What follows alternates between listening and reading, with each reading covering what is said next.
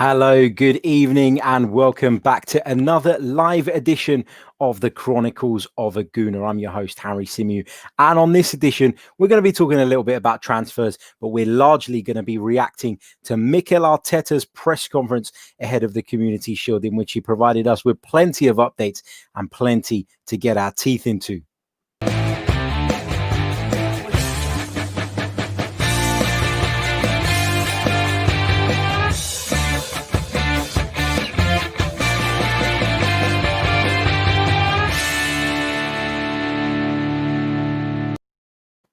Hello. Welcome back to the Chronicles of a Gooner.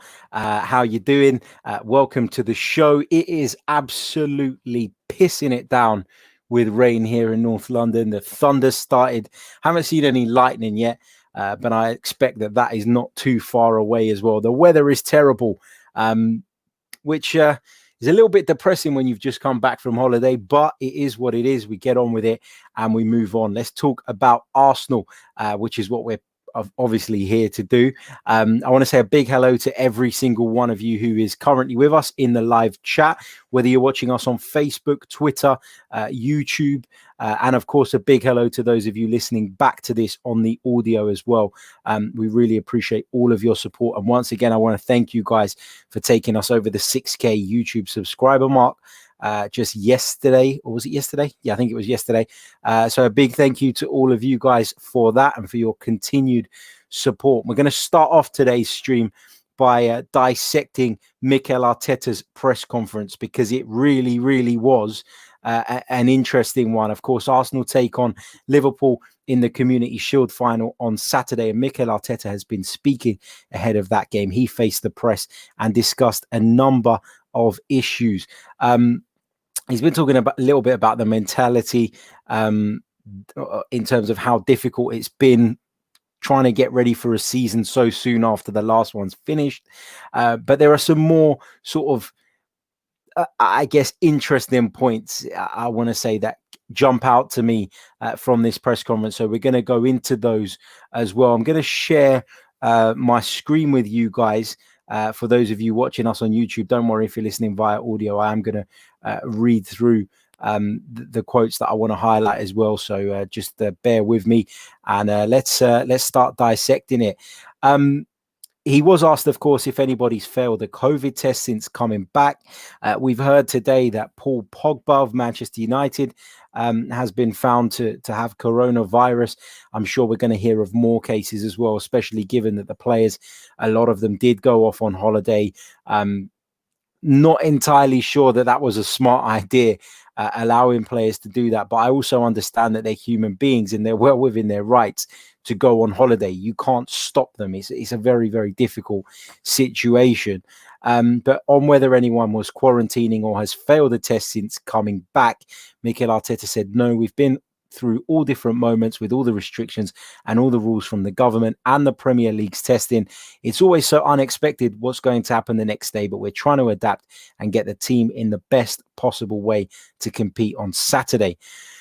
He was also asked, understandably, about the Pierre-Emerick Aubameyang contract situation, and lots of people have been getting a little bit nervous about this now, because we keep hearing that the deal's done. We keep being told that it is completed, that Pierre-Emerick Aubameyang has agreed to extend his Arsenal stay. He's committed his future to the club, yet we still have no announcement. And so understandably, people are getting a little bit nervy. People are getting a little bit concerned. On that, Mikel Arteta said this: I keep being positive. We have had some really good talks with him and his agent, and I'm pretty confident that we're going to find an agreement soon. That's my feeling again. Obviously, you know, Mikel Arteta, in my opinion, wouldn't be speaking in such a confident manner if he wasn't pretty sure that this deal was done. I do believe that Pierre-Emerick Aubameyang has already agreed a new deal with Arsenal, but Mikel Arteta is hardly going to come out in a press conference and do it and announce it in that way. I think it's always going to be, it's always going to be done in a certain way. There's always going to be the big announcement and the big sort of hullabaloo that comes with somebody like Pierre-Emerick Aubameyang signing a contract extension. It would be significant news. It would be huge news. And I say what I've said previously, in that if we do get this Pierre-Emerick Aubameyang deal over the line, that will be the most important bit of business that Arsenal do this summer, regardless of who else comes in or whatever other deals we get done. I maintain that bringing him in, or signing him up, would be the biggest piece of business we can do. Moving on, of course, he discussed a range of other issues as well. It's probably a good time to tell you guys that you can fire your questions in the live chat whilst we're going through the press conference stuff, transfer related, whatever you want, and we'll come to those between now and the end of the stream. We'll be answering as many of those as we possibly can within the allotted time. And I'm interested to hear your thoughts as well. So get them in the chat box as well on all the subjects that we are discussing on this live stream. Anyway, let's continue going through the press conference. On Willian's ambition to win the Champions League and Gabriel. Now, of course, Willian has been quoted as saying that Mikel Arteta's 3-year plan to win the Champions League is one of the things that persuaded him to come to Arsenal and made him feel like he was, going to the right place. And Arteta said this: well, it's the right spirit. I want players who are optimistic and willing, and they want to win for our club. That is the feeling I got from the first day I met Willian. He is not satisfied with what he has done in his career, which is a lot. And he's going to bring some special qualities for our team, and the type of attitude and mentality that you just mentioned in your question. Regarding Gabriel, we cannot announce anything yet. The deal is not finalized. You all know he is a player that we have followed for a long time, and hopefully we can get it done. So again, we all believe that the deal is done. The information that we've had is that the deal is done. The information that is being drip fed to us via the media is that it's done. But again, I'll go back to what I said before. Mikel Arteta isn't going to make that announcement in a press conference. He's bought the guys a few more days. Obviously, focus shifts now to Saturday's game. That's what's the key focus in Mikel Arteta's mind. And then we can get back on the transfer bandwagon after that. But it suggests to me that we're not going to get an announcement maybe before the end of the week. Look, initially I thought that we'd get announcements on Gabriel and Aubameyang actually this week, and we still might. There's still tomorrow, or today if you're listening on the audio. There's still Friday, and what a boost it would be, wouldn't it, going into the Community Shield if we did get those two announcements on Friday, and we were told that the pair had signed Aubameyang a new deal and Gabriel for the club. So yeah, look, I wouldn't rule it being done tomorrow out just yet. I really wouldn't. On the deal for Gabriel, he elaborated a little bit. He said, well, everything is okay when both parties sign and the player agrees the terms and he goes through the medical. Sometimes that in the final stages is not as easy as it looks, but we're pretty positive that we can do it. Again, Mikel Arteta giving us a little bit, but not committing. But saying he's confident again, or that he's positive, you don't say that unless you know. So again, Mikel Arteta is almost answering the question for us without really giving a definitive answer. Read between the lines, guys. When asked about the competition in regards to Gabriel and the competition that we faced in trying to get him, he said, again, when we get him, I'll be very pleased. He's a player that we followed, and we're very determined that it was the right profile for us to improve our squad. If we are able to finalize it, again, he's teasing, we will be delighted. So, yeah.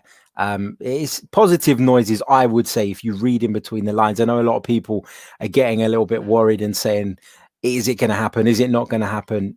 Don't get twitchy. Look, it for me, reading between the lines of what Mikel Arteta is saying, it feels very much like these deals are literally in the stage where we're preparing announcements, crossing the I's, dotting the T's, etc., etc. So just remain patient. For the time being, that's what I would say.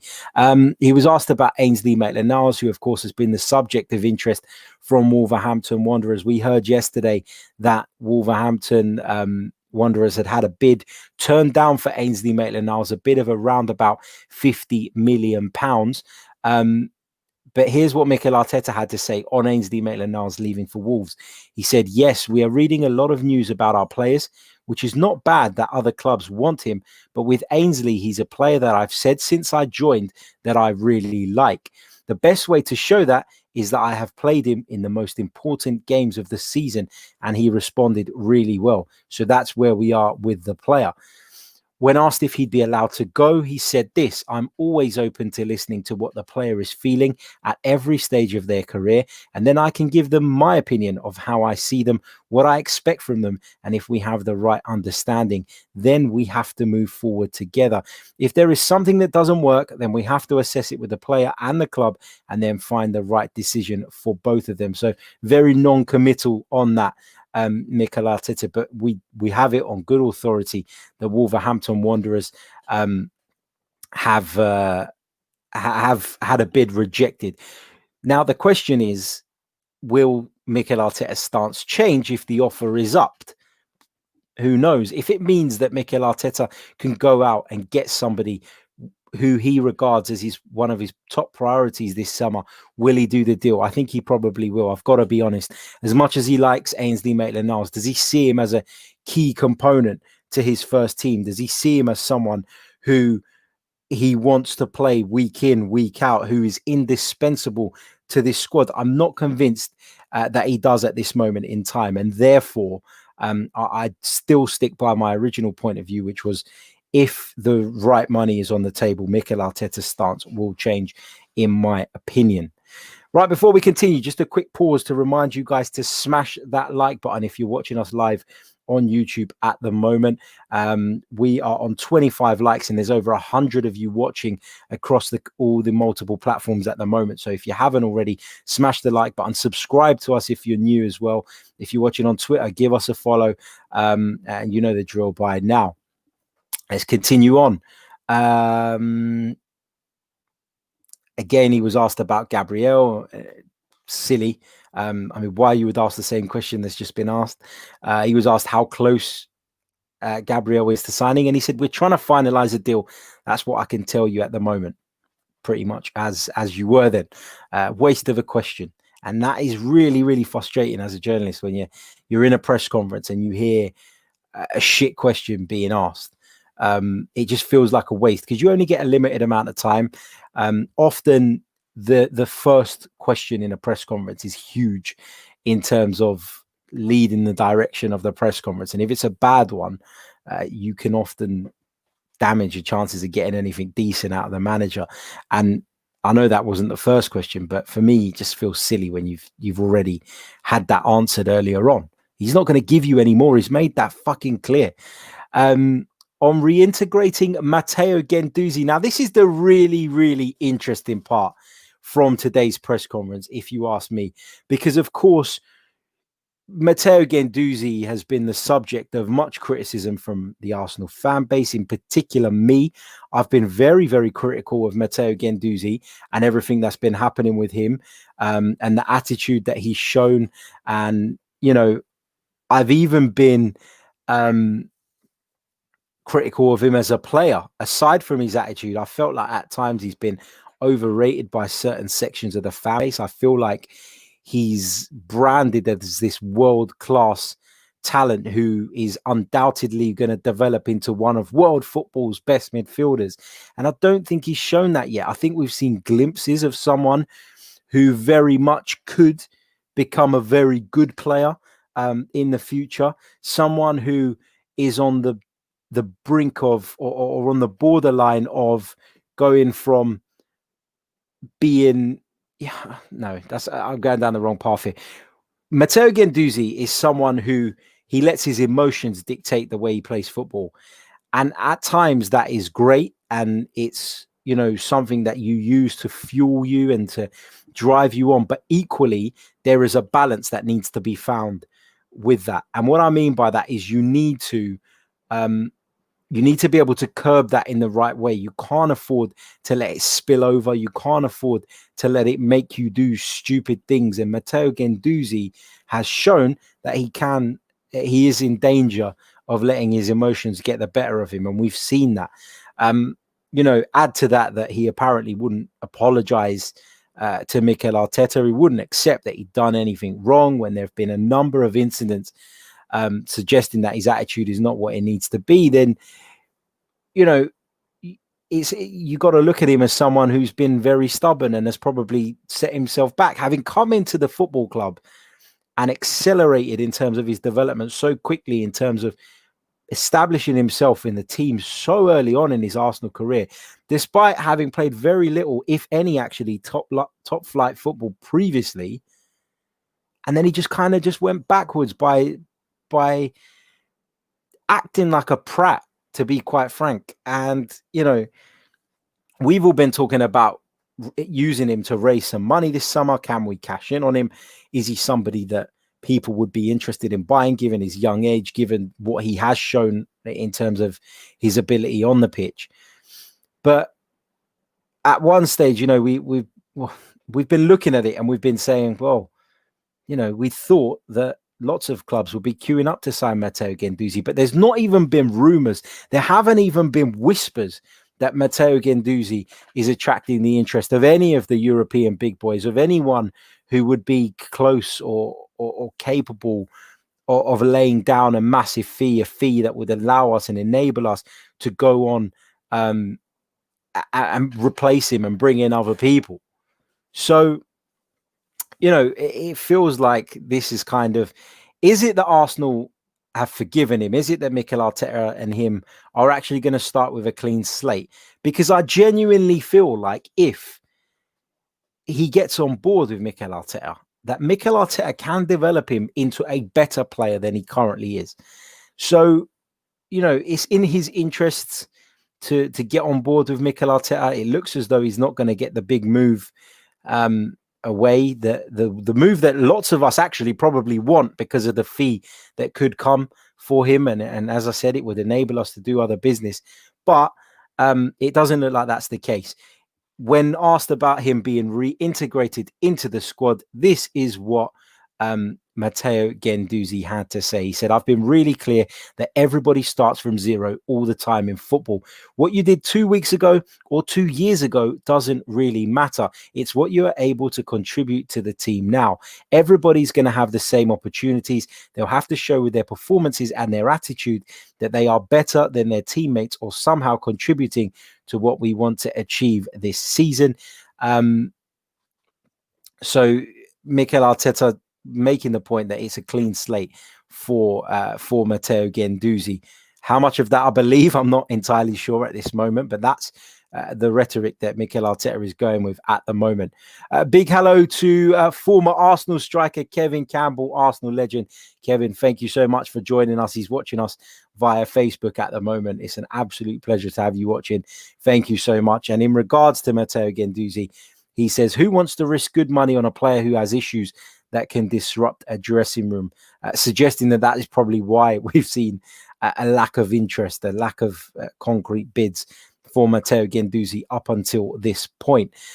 He went on to answer a couple of more bits and pieces about Guendouzi, and he was asked whether he'd spoken to him during the pre-season or the off-season, I should say, and he just replied with a yes. And he said he was speaking about whether he's happy with what's gone on with regards to Matteo Guendouzi. And he said to tell him exactly that he's going to be part of the team. And at the moment, he's like any other player in our squad. He deserves, first of all, to be treated exactly the same. And I will do that to my best capability. There you go. So Mikel Arteta making it clear that from his end, things have been, I'm not going to say he's forgotten about it or that things have been completely ironed out, but he is going to give Matteo Guendouzi an opportunity to prove his worth, it seems. That is what we're taking from that. So it looks as though Matteo Guendouzi is going to be given another opportunity at Arsenal, and therefore it looks as though he will not be leaving the Emirates Stadium this summer. Now, that's not to say that if a massive bid comes in, Arsenal won't have their heads turned. Arsenal won't be open to it, considering they've had issues with this player before. But at this moment in time, what I'm reading would suggest that Mikel Arteta is going to give him an opportunity for the time being, and that there has been no concrete interest for Matteo Guendouzi. Just reading between the lines again. But that's what I take from that. He was also asked about Dani Ceballos. Of course, that's a big thing at the moment, isn't it? We would be incredibly short in the midfield, incredibly short of top quality midfielders, I would say, if Dani Ceballos does not return to the Emirates Stadium this summer. But we know that Real Madrid at the moment are digging their heels in at the moment over Dani Ceballos. They do not want to let Dani Ceballos go back out on loan. They've made it clear from the very off that if Arsenal were to cough up around about 27 million euros is the figure that's been quoted, they would be happy to do business with Arsenal for a deal regarding Dani Ceballos. My gut feeling on this is that Arsenal are trying desperately to get him in on a loan, and a loan that means he will be with us for one more season before maybe having an obligation to buy him. But it just feels like Arsenal are just trying to delay making that payment by another year in the hope that they will be in a better financial position, that they will achieve Champions League qualification, which will subsequently help them in that department. So as I've said throughout this window, it feels as though Arsenal are trying desperately to just delay that payment whilst acquiring Dani Ceballos' services for another year. Mikel Arteta had this to say. He said, well, we have some talks, and Dani knows really well what I think about him.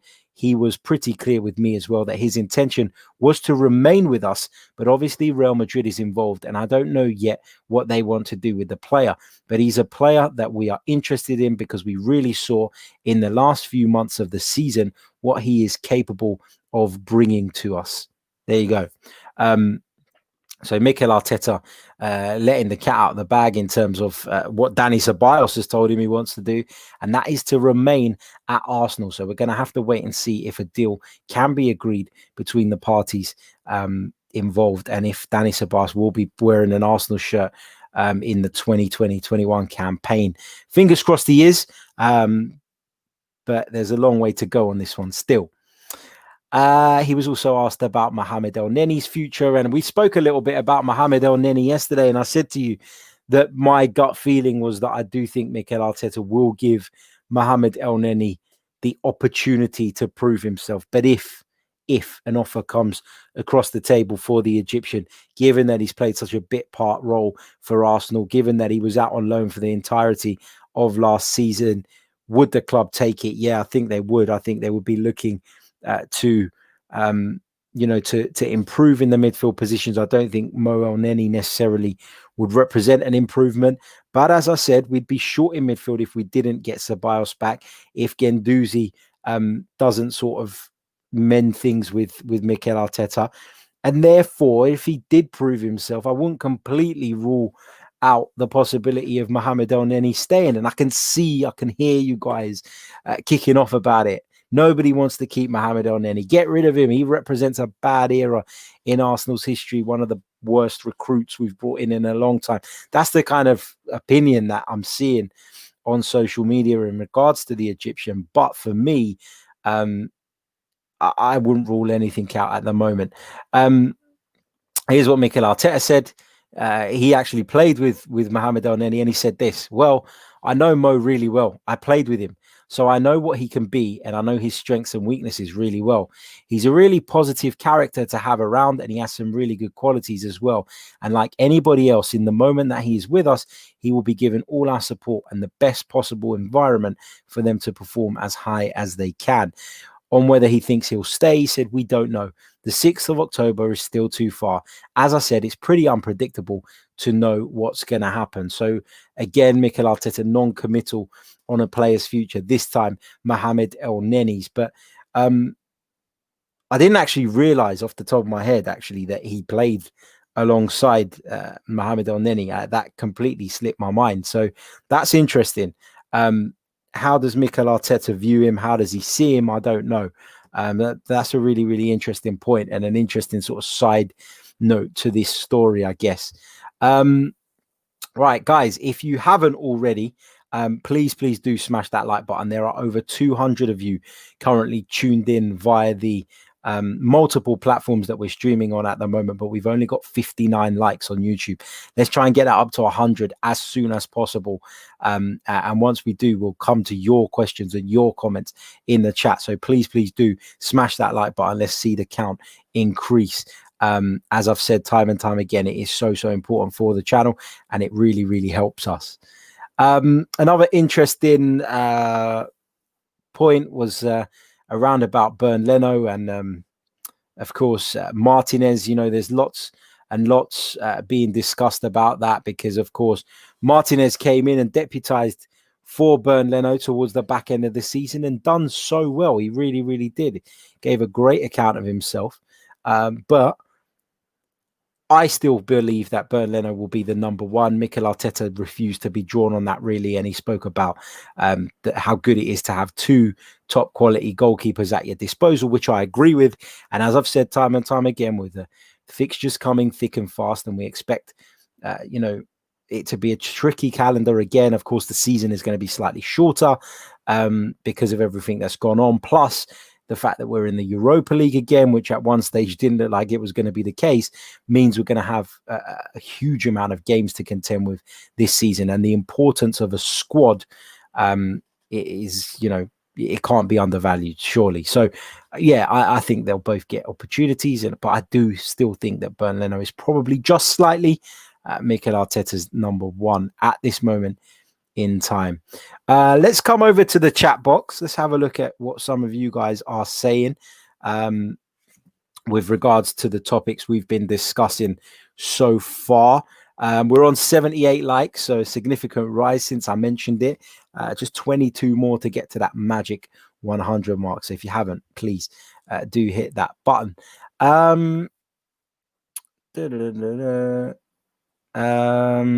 Stan the Man says the only person to show any interest in Guendouzi was Emery, and that should tell you everything you need to know about his talent level.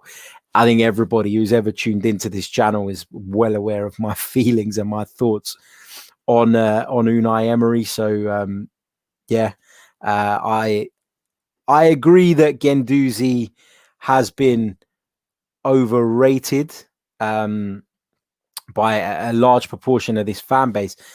Do I think he's got no talent whatsoever, though? No, I think that is a harsh assessment. I think there are certainly physically, there are things that you could work with on Matteo Guendouzi. He's got a very big frame, and he's not afraid to put himself about. He's got a tenacity to him as well, which is something you could work with. But again, it's all about what I said earlier. You've got to channel these things in the right way. I genuinely do believe that if him and Mikel Arteta can start singing from the same hymn sheet, that Mikel Arteta has the abilities as a coach to really improve Matteo Guendouzi. But if that is going to happen, remains to be seen. So we'll have to stay patient on that. But, hopefully he's learned his lesson.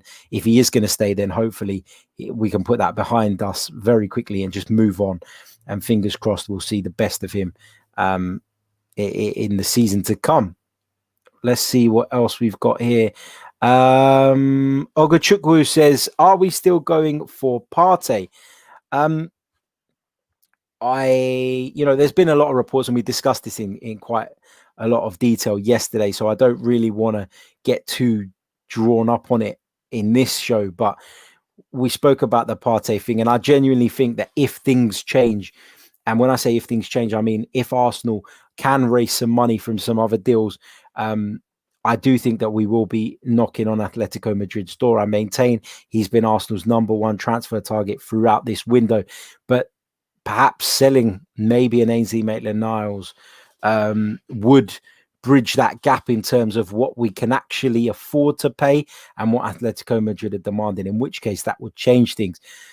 What I have learned, though, in the last couple of days is that Atletico Madrid are working behind the scenes to try and give Thomas Partey an improved contract that would see his minimum fee release clause boosted up significantly. There's talk coming out of Spain that they're considering moving it up to 100 million euros, in which case that would take Arsenal completely out of the race.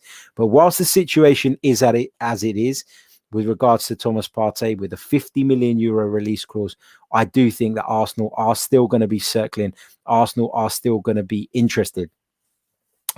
What else have we got here in the live comments? Lots and lots coming through. Apologies if I missed some of them. The chat box is constantly updating. Over 250 of you watching us now across the multiple platforms live. So I do apologize if I do miss some of your comments. What else have we got here?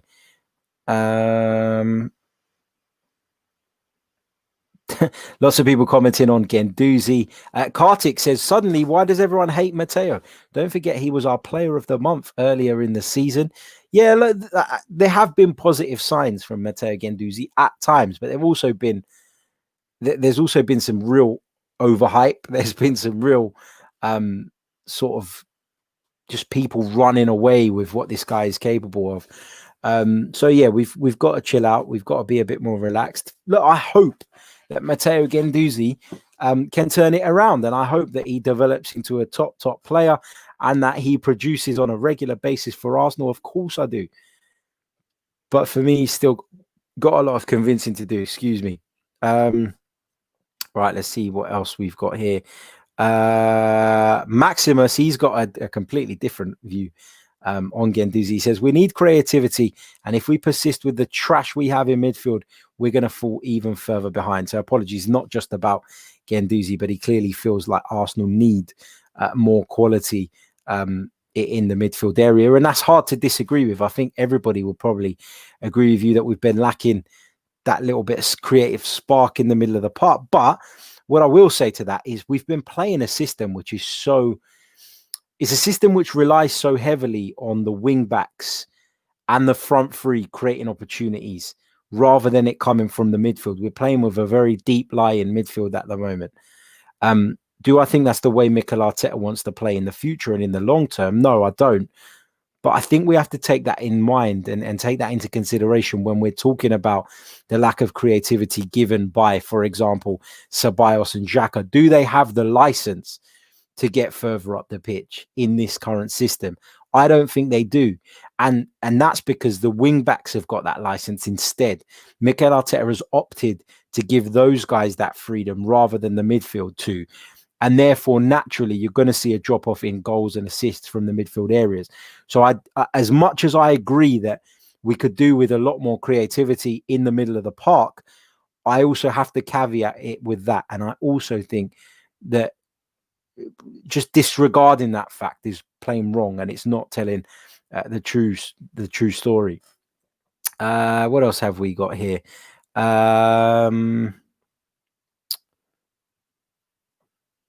Tawana says, what if Mikel making a U-turn on Guendouzi is due to deals becoming more difficult to get over the line? We may have to sell before we get players in. Ceballos, Partey, and a young creative midfield player. So I'm assuming those are the types of players and the profile players that you want to see us get in. Obviously, we've already signed Willian. Looks as though Gabriel Magalhaes is done as well. Would that represent a good window for you? If we were to keep hold of Ceballos, Gabriel has come in and Willian has come in, would you take that as a good window, Arsenal fans, or do you want more? You might want more, but the reality is that we're at the mercy of who we sell. That is the reality, and whether people like it or not is a different story. And people will say, but where is all the money? Where is all the money? Us questioning where the money is isn't going to change the situation. Arsenal are in the position they're in, and we've known for a while now that we were going to come into this window having to sell in order to make significant investment. We also knew that missing out on Champions League football again was going to have a detrimental impact on our finances. We also knew, that COVID was going to have some sort of negative impact, as it has on clubs right across the globe, not just at Arsenal. Let's carry on through the comments. Orlan Rewaju, sorry if I've said that wrong, mate. He says, I have a feeling that Gabriel might be under quarantine. That's why he is not being announced. Well, Arsenal have made it very, very clear throughout this process that, or throughout sort of the last week or so, since maybe a bit longer, since the Gabriel talk really, really started hyping up that they were going to follow the government's guidelines around that. So, we have to be mindful of that. We have to, we have to, we have to follow what's right at the moment. We're hearing so many bloody people picking up this virus, even when we've supposedly gotten over the peak. And it is a very, very real problem. And I think it would be wrong and inconsiderate of football to feel like they were above these restrictions or above these rules. So for that reason, if it is that's the reason why it's been delayed, then fine, I'm okay with that.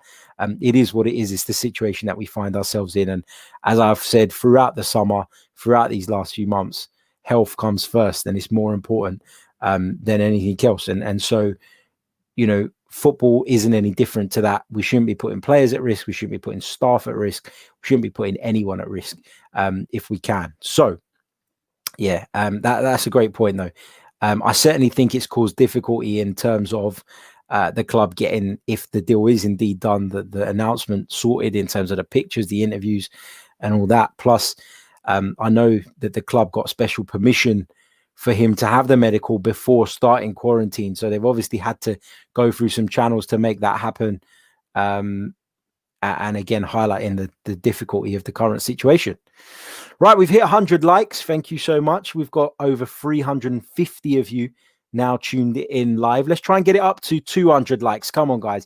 We've got the viewers in the chat at the moment. So please, if you haven't already, smash that like button. As I keep on saying, I keep on beating that drum. It's so important. So if you could, and you haven't already, please do smash that like button. And wow, over 300 of you watching us at the moment. Impressive. What else have we got? Kevin Jorn on Mohamed Elneny. He says, is Elneny good enough? Probably not. Yes, he had flashes in a previous season, but if anybody can improve a player, Arteta might get the best out of him. For me, try to give him another chance. We need depth. I'm a bit torn on this one because I do feel like the sensible thing would be to move Mohamed Elneny on. But I also have this fear that if we can't get our business done with regards to the midfield transfer targets that we currently have, then we will be left short. And it would be suicidal to go into a season that is going to be so demanding, given what I said earlier on about the number of games we're going to have to play in close proximity. It would be naive of Arsenal to leave themselves in a position where they could be exposed. Therefore, I think that unless we get business done, then Elneny stays. The problem is, though, are we relying on the likes of Elneny being sold to get that business done? And it's kind of like we're stuck in between a rock and a hard place. Do Arsenal take the risk of moving him on in the hope that the funds that they receive, and it's not going to be a great deal with regards to Elneny, let's be realistic, is what they need to get something else over the line? If Elneny's sale fee pays for Danny Ceballos' loan fee for a season, you'd take that, wouldn't you? So yeah, look, it's a tough one, but I agree when you say that Arteta can improve him. I certainly think that is the case. I certainly think that Mikel Arteta has shown in his brief spell as Arsenal manager so far that he can improve individuals. And so, yeah, like, it wouldn't be the worst thing in the world if he did stay. But I also appreciate why many people want to see the back of him between now and the end of the transfer window. Talking about the goalkeeper situation, Craig says Martinez starts. Big hello to Craig from the Same Old Arsenal podcast. If you haven't subscribed to the Same Old Arsenal, please head over to the Same Old Arsenal on YouTube and give them a subscribe. You can also subscribe to them via audio as well. It's a great show. I'm not just saying that because I'm involved in it. I wasn't on last night's episode and it was a wonderful show. Really enjoyed listening to that back this morning. And go and support the Gooners versus Cancer cause as well, something that the guys were promoting last night, something that we will be promoting as well in the next couple of weeks or so. So please do check out the Same Old Arsenal. Donate to the cause if you can. It is a good cause. I'm sure at some point and another, if we haven't already, we're all going to be touched, or our families are going to be touched by cancer in some way, shape or form. So it is a really, really important cause. And if we can do something to help, then why not? Let's move on. What else have we got here? Just scrolling through your comments again. Apologies if I missed some of them. There are so many coming through at the moment. Matt Gray says, I think the Guendouzi comments mean we aren't getting any significant midfield signings. I can understand why it would be read like that. I really, really can. But I wouldn't be so sure just yet. I still feel like there's a long way to go in this transfer window. There's a lot of stuff to happen. There are a lot of transfers that are going to happen involving other clubs that could have a knock-on effect, a domino effect, make other players available that we didn't necessarily think were. And I trust in Mikel Arteta to go out and do what is necessary within the constraints that he has been given.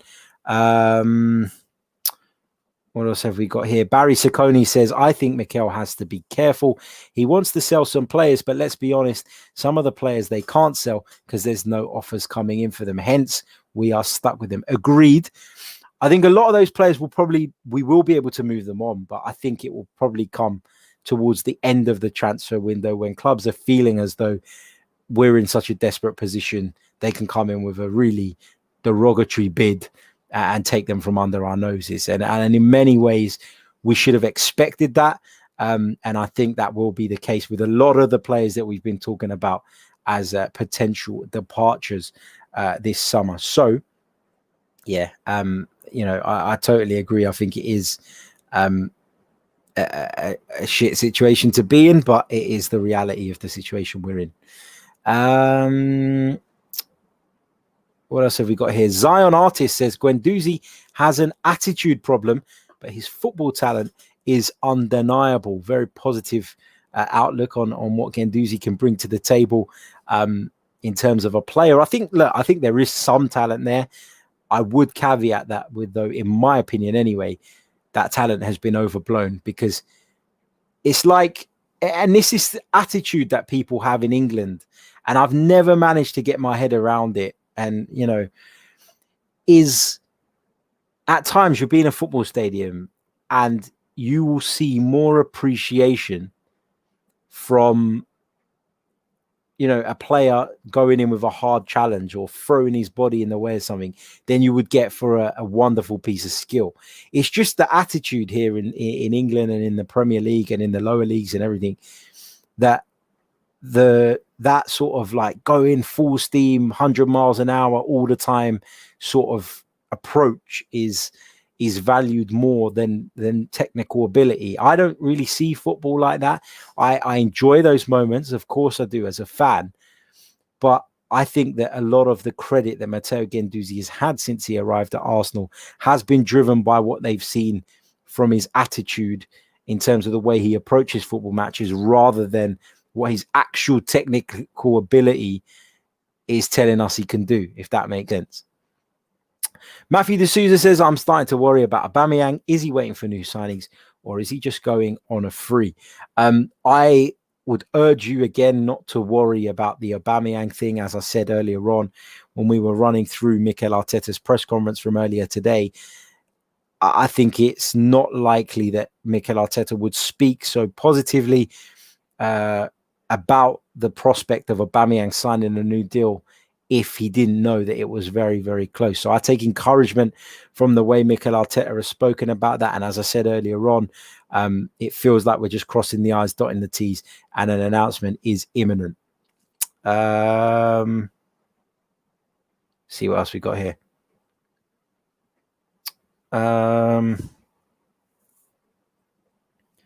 Sorry, just scrolling through your comments. So many comments coming through. And again, I've got to apologize if I do miss stuff. It is hard to keep scrolling through without skipping through large proportions of it, because once you scroll down, you to go back up is a nightmare to find where you are. Heart One says, I like Arteta's press conference. The more I listen to him, the more I know about new Arsenal. I agree with that. I do find him very refreshing. And I find what he says very encouraging. Dave Atkinson says, if Partey is as good as Arsenal supporters say, why are we the only club in for him? Good point. I do think he is that good. I think he would be an absolute steal at 50 million euros. An opinion that was backed up by Jonas Yever on our Social Club show, a Spanish football journalist, earlier this week.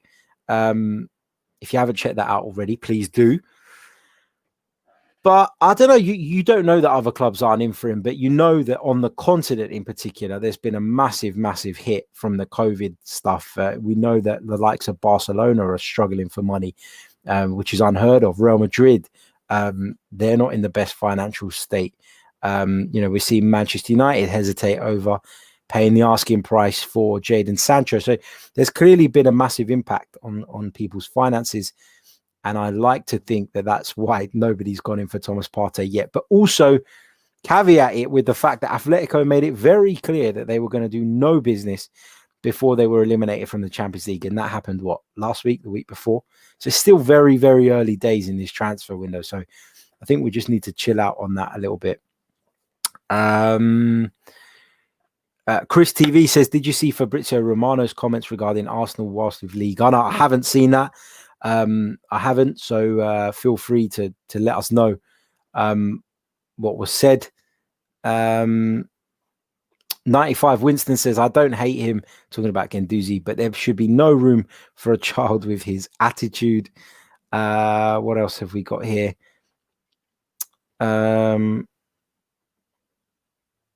Let's see.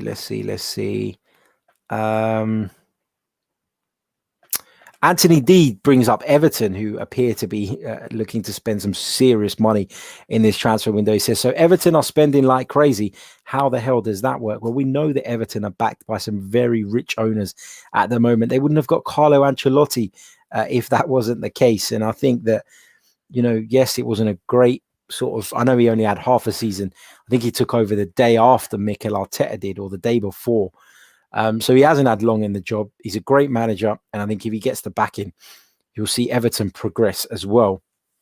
And they can spend because they have the money. And of course, let's not forget FFP rules are going to be relaxed because of COVID, which allows clubs to kind of spend now and worry about the repercussions later on and try and dress it up in whatever way to try to avoid what FFP will do to them. But the fact is this, that FFP has been made a bit of a mockery of by Manchester City, hasn't it? With everything that happened, you charge a team and then they get found that actually you didn't have enough proof. It just makes a mockery of the whole thing. And the whole thing's been a shambles from the start, to be honest. As much as I'm for it and I agree with it, and I agree with its principles and the concept of it, I just think it's so difficult to implement. These football clubs have got the best legal teams in the world who will find loopholes, find ways around it. So yeah, I wouldn't really pay too much attention to the FFP restrictions at the moment. Ishma Adams says, the reality is it's going to take 2 or 3 windows before we become a fully balanced team. Patience. I completely agree with that. That's one of the most level-headed views we've seen on here for a while. Completely agree with you in what you're saying there. It is going to take time. It is going to take time for Mikel Arteta to identify exactly what he needs. It is going to take time for Mikel Arteta to get the targets that he wants. It's going to take him time to coach this team the way he wants to see them playing. There is so much work to be done at Arsenal. This was never going to be a quick fix, an overnight fix. We've got to understand that. And as much as it would be great to get the checkbook out and go and sign 5, 6, 7 players in a single transfer window, it ain't going to happen. And, we also need to move on players. I think we've all spoken about that enough.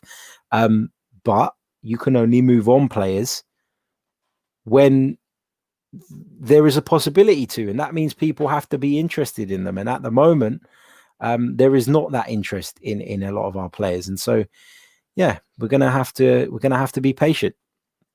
In some cases, we're going to have to wait till their contracts are run down. That's the reality of it. Let's keep going through. Keith Kim, he asks, what's your thoughts on our white away shirt? I think it's shocking. It reminds me of raspberry ripple ice cream. It just looks terrible. I know it's supposed to be marble, supposed to represent the famous marble halls at Highbury, which is a great sentiment, but it's a shit kit. Let's be honest. Arsenal should never wear a white home shirt. not home shirt. Arsenal should never wear a white shirt, full stop. In my opinion, it's a Spurs colour. I don't want to see Arsenal wearing a predominantly white shirt ever. And I just think it's such a poor design. The idea behind it was good. And I think that they obviously a lot of time and thought and effort's gone into that. But sometimes just keep it simple, man. I've said it on previous episodes. Arsenal's kit should be red and white and the away kit should be yellow and blue. Simple as that. Now, if you're going to do that for a third shirt, I'm a little bit less opposed to it. But as an away kit, no way, Jose. It doesn't work for me. No, thank you. Khalid Ishmael says, do you think that Partey is worth 45 million with the current state of the market? Yeah, I do. Fucking Ben Chilwell's just gone to Leicester for 50 million pounds. So, you know, it's hard to make a case that says that Partey is not worth 45 million, as you say there. So it's I think it is about right. It's just we're in a position where we're a little bit cash strapped at the moment. That's the problem here, isn't it? The asking price, I think, given today's market, is a reasonable one. But unfortunately, we're in a difficult situation. We're in a sticky situation, as I keep saying, as are many clubs. Right. Before we come to the last few comments, keep them coming, guys. We'll get through as many as we can within the sort of hour on today's show. But 400 of you watching us across the multiple platforms at the moment. 141 likes, guys. Please, let's get that up to 200 at least. At the very least, smash that like button if you haven't already. I keep banging on about it, and I feel like I am banging on about it too much, and do forgive me, but I've seen the benefit it's done to the channel. And once we get to a point where we don't need to ask for likes anymore, then of course we will stop. But at this moment in time, it is helping the channel grow very, very fast. And probably the growth we've seen in the last 3-4 weeks, 28 days, has been bigger than any period since this channel started. So I really, really appreciate that. And hopefully we can continue with that. So please, that really does help. Share the video, like it, subscribe to the channel if you're new, all the usual stuff. So keep up the good work. Right, let's see what else we've got here.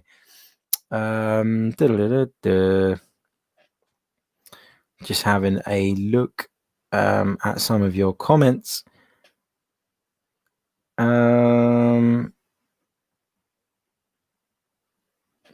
Raid Atari says the reports are strange. Gabriel can sign in quarantine.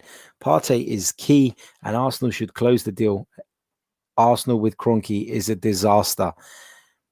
Yeah, he can, I guess, technically sign in quarantine, but then where would we do all the fancy stuff that Arsenal love to do, the photo shoots, the videos, the interviews, and all of that? I do genuinely think this deal is done, but I think because of quarantine, Arsenal are having to be responsible in the way they handle this. And as I've said earlier on, I think that's absolutely the right approach to take. But I wouldn't worry about it just yet. I do think that the deal is done, and I do think an announcement is imminent. So just stay patient, guys. He says Partey is the key as well. Yeah, I've been banging that drum for a while now. I do think he is the most important player that we would bring in from outside this summer if we're able to do that deal. So yeah, agree with you totally there. Ian Barron says, hi Harry, I am watching this on my sickbed, unfortunately. Ian, mate, I'm really, really sorry to hear that, and I genuinely, from the bottom of my heart, wish you a speedy recovery, and hopefully you'll be back on your feet not before long, back watching the Arsenal, and then you'll have to contend with the stress of watching Arsenal and nothing else. But fingers crossed for you, mate. Wishing you a speedy recovery. All the best, and thank you for tuning in. Let's see. Akshay says, why not try Lewis as a central defensive midfielder and switch to a back four? We lack creativity when we play with a back three. As I've said, sort of on podcasts during the season when we were actually reviewing games, I think Mikel Arteta is well aware that we've got a problem in terms of the fact that we're not creating as much as he would like and as much as we would like as fans. But the reality is he's had to make a decision between sacrificing that a little bit and making us more sturdy in defense. And he certainly made us more sturdy in defense. And for that, he deserves immense credit. I'm not sure about Lewis in this defensive midfield position. We always hear it I'm not sure. I think David Luiz in a back three is the best David Luiz you're going to possibly get. And for that reason, I would keep him in that back three. I think his experience could be key, particularly in embedding the likes of William Saliba and Gabriel when he joins and gets up to speed. So, yeah, I think you will see Luiz as an ever-present in the side again, but it will be, in my opinion, in that central defensive position. Giridaran says, do you think Ozil will play again for Arsenal? I miss him already. Listen, this is a really shit situation with Mesut Ozil, and I've done a video about his, or done a podcast, an episode after he gave that recent interview to The Athletic, in which he really pulled no punches and said it all, didn't he? He wanted to defend himself publicly, he wanted to make his case in the public domain. And I do feel a little bit sorry for him, having read that interview, because I do feel like he's been hung out to dry purely because the club financially don't want him anymore. They want to move him on. And it feels like they're doing their utmost to shove him out the back door. And that is wrong. You gave him that contract. You signed him up to that contract. You now have to honor it. Now, do I think that Mesut Ozil has always produced at the level we've seen him produce in the past? No, he really, really hasn't. I think we can all agree with that. But the other side to that coin is he's been in and out of the team so much over these past 2 seasons that it will have been difficult for him to build up momentum. And I'm not making excuses for Mesut Ozil. I just, some of the things that come out of that interview, they just made me feel uneasy about the way our football club has treated him. And so I've got a bit of sympathy for him. If you're asking me, do I think he'll play for Arsenal again? Yeah, I do. I do. I think if Mikel Arteta can forgive Matteo fucking Guendouzi, then he can forgive Mesut Ozil. I think it was to do with the pay cut issue. And look, I've said it before and I'll say it again. Mesut Ozil's concerns around where his money was going to go were vindicated when the club made 55 people redundant. So there you go. Let's keep going. Barry says, hit the like button, Gooners. Yes, please do. What else have we got here? Igor says, hi, Harry. Watching this for the first time, I would say that we need a playmaker as well as a DM for it to be a successful window for us. First of all, Igor, welcome to the channel, mate. Pleasure to have you on board. Hit that subscribe button if you haven't already. Really, really appreciate you joining us. And I love seeing new people in the chat as well. Yeah, I think you're right. I think a playmaker is someone that Arsenal would probably like to get in as well. Does Willian fall into that category? Is something I'd probably throw back, maybe. Does Mikel Arteta see him as someone who is a bit of a hybrid in the sense of he can play from the flank, but he's fully competent in that number 10 role as well? Will we play with a number 10? I don't know, in which case is a playmaker a bit of a waste of time, and that's why he's gone for someone who is a bit of a hybrid like Willian. I don't know.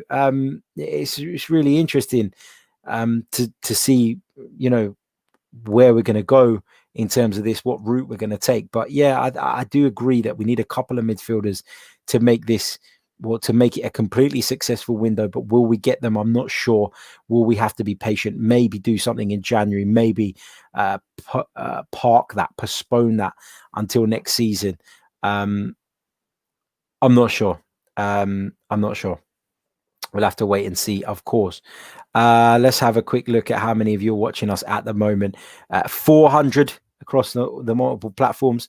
Thank you guys so much. We're just 13 likes away from 200, guys. Come on, hit the button. Let's get to 200 before I wrap up the stream in a couple of minutes' time. What else have we got? Omar asks, Harry, do you think it will be first teamers starting on Saturday, or will we see rotation? I think he'll try and get as close to the best team as he possibly can. I really do. Not because, in my opinion, the Community Shield is a major trophy. It certainly fucking isn't. But just imagine the confidence boost if we were to get a positive result against Liverpool. Just imagine having beaten them in the league towards the back end of the season, having done City and then Chelsea in the FA Cup. And then if we got another positive result against Liverpool, it would really help Mikel Arteta convince the board that he's on the right path and that he should be backed more. It would also help the players believe in what he's doing, and it would breed a massive, massive amount of confidence. So, yeah, I think he'll be keen to get as much out of it as he possibly can in terms of a result. He'll want to take a positive result. Certainly won't want to get beat. Certainly won't want to get beat badly. So yeah, I think he will try and get as close to that first team as possible. But you've got to bear in mind that it's not the week before the season like the Community Shield normally is. It's actually 2 weeks before the season starts, which makes a difference, doesn't it, in terms of where players are in terms of their fitness level. So, that will play a part as well. And I think you'll probably see quite a lot of substitutions probably at half time. I think Liverpool will do the same as well. So it will kind of level the playing field as well. What else have we got here? Just going to pick up one more comment, I think, before we wrap up here. DWTT says, Harry, love your takes on the 90-minute show. Seems you are the stepsister due to Arsenal's position in the league. Looking forward to those days when the panel is looking up to you. Yeah, look, it's not been easy being on there in recent times. I've taken a lot of criticism, understandably, a lot of banter as well from the lads, but they're great lads and it's always great fun doing the show with them. And actually, that gives me the perfect opportunity to mention to you guys that we're going to be doing another stream in about 20 minutes. And it's something that is in association with 90-minute football. So stay tuned here. 7 o'clock, I'll be going live with Dan Potts. We're going to be talking about a few bits and pieces Arsenal related. We're going to be looking ahead to the Community Shield final in a bit more detail, but it is an exciting new project that is off the ground now. It's been off the ground for a little while, but we're stepping it up, we're changing things up, and I can't wait to tell you guys all about it. So do come and join me again just around about 7 p.m. this evening. So in around about 20 minutes time, we'll be back. I'm going to get a quick coffee until then, but thank you so much. We've got a super chat. I've got to read it out. Sorry, because I've been criticized for missing super chats in the past, and I apologize because I hate doing that. But a big thanks to Peace and Love who's donated. Where is your comment? Let's find it. Here he is. It says Arsenal will win the Premier League this season. I bloody well hope so. Love the positivity. Absolutely love it. Right. That brings us to the end of this stream. We've been going for over an hour again. Bloody hell. These are only supposed to be half an hour, but such is the interaction. And I love speaking to you guys that the hour's just flown by once again. Thank you to everyone who's tuned in, whatever platform you're listening to us from. Big hello to those of you on the audio. Leave us a review on iTunes if you haven't already. And to those of you on YouTube, by the time the outro plays, if you haven't already, make sure you hit that bloody like button. We'll be back soon. Cheers.